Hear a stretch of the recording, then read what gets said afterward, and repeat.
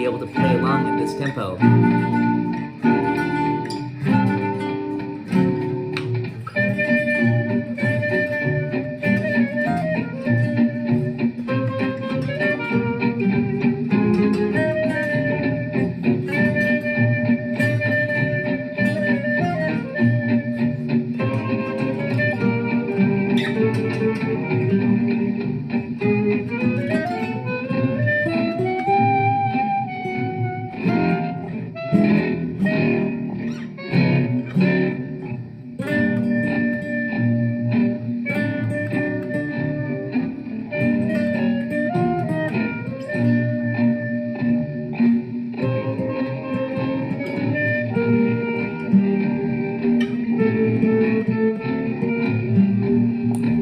It's just solos right here, not the outro melody. And I didn't write out Django's solo for that. That's where you're gonna do your own improv, where you can play chords. You have all those controls. You can slow down, you can speed it up, you can change keys. It's pretty awesome.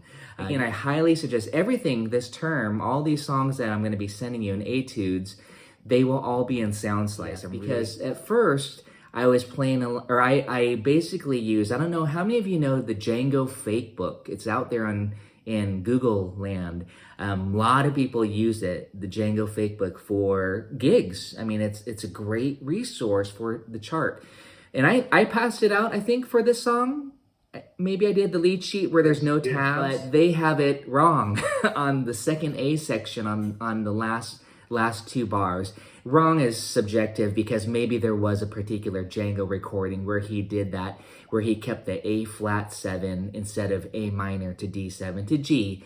I corrected it on the latest PDF that I sent you, and it matches what the clarinet plays there. I'm not going to be super sound. So just be aware of that the Django Fake Book is a little bit different from my version that I have here, which I made sure it matched up to the clarinet melody there on that recording.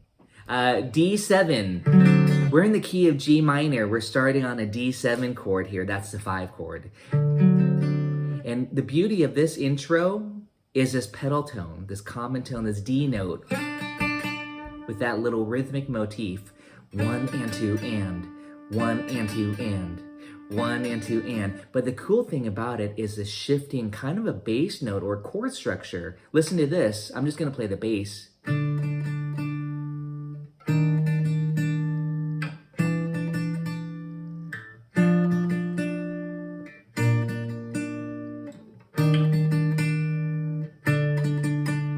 And that's what's going on for that intro. Really cool that D stays constant, but the chord quality shifts underneath and changes the color. We have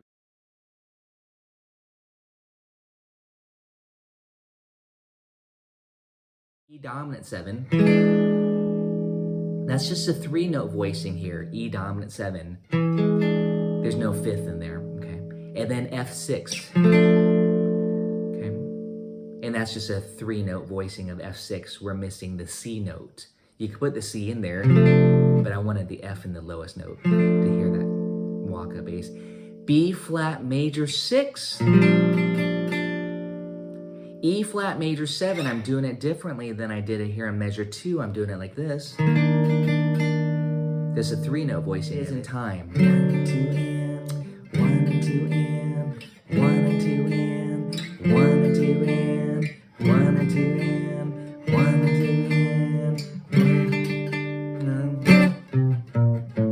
And then you can do that bass. Actually, on that recording, that wasn't there, but I heard that on a different recording, and sometimes you'll hear people do this. And then we're off into playing the chords. If you're playing rhythm guitar, if you're playing lead, you would play the melody. Any questions on that cool intro? And you're gonna wanna do that at the very end of the song as well. So it's not only an intro, it's also the outro.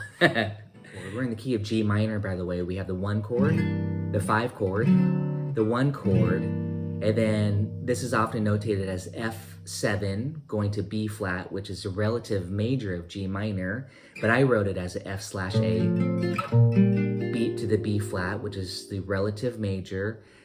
And theory, you know, some people know the theory, some people don't care about it. I like to know it. To the relative major, And then the B diminished 7 is a substitute for G7, and that's going to pull us into the 4 chords, C minor 6. And as many of you probably know, minor 6 chords are kind of the go-to chords for this style. Minor 6, not minor 7s like you're playing Wes Montgomery style or you know, Satin Doll. We want minor 6 chords or minor triads, not minor 7s. The chords G minor 6, D7, G minor 6, F/A, B flat 6, B diminished 7. And that's a little bit tricky. There's some movement there. It's back to G minor 6. And then the first ending here, A flat 7 to the D7. And that's a substitute. I'm going A flat 7 like this to the D7. That's called tritone substitution. A flat 7 is a tritone away from D7. I always say tritone. Django loved tritone substitution. It's very dark. Instead of going like D7 to G minor, you go A flat 7. It's very dramatic. So we want to really use a lot of tritone sub in our soloing too.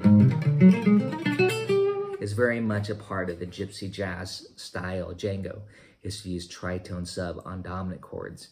There's a little bit more theory I can get involved with, like saying it's a flat 9 and a flat 5.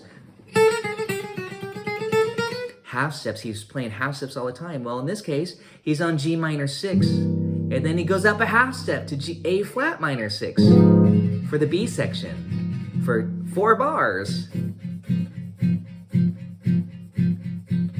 And then up a half step to A minor 6, 2 bars. Okay, so that's the B section. If you all know the tune Djangology, he goes up a half step from the key that he ended in, the major key, happened to be G major, and this is almost like Djangology. It ended in G major, goes up a half step to A flat major, and then to A major. Well, hey, he's following the same scheme here. I'm talking about compositionally. I just walk you through the melody here on the A section.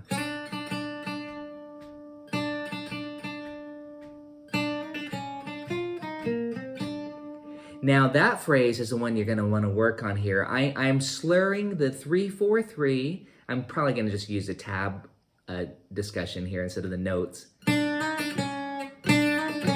But I really do recommend that you slur it and don't pick it, but slur meaning hammer, pull. And notice I think on my PDF I notated a slide.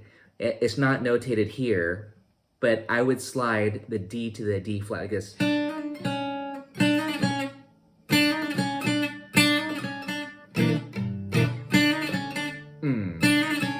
Again, what I'm really talking about is the articulation, the phrasing of it. You just want to really get that down so it just sounds smooth and it sounds, you know, like Django. Yeah, you can actually pick the E flat, so it sounds like this. So I kind of changed the rhythm though. That's an 8th to 16th. As a triplet, it would be this.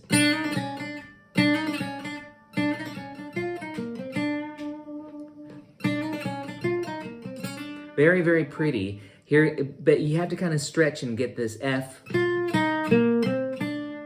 Okay.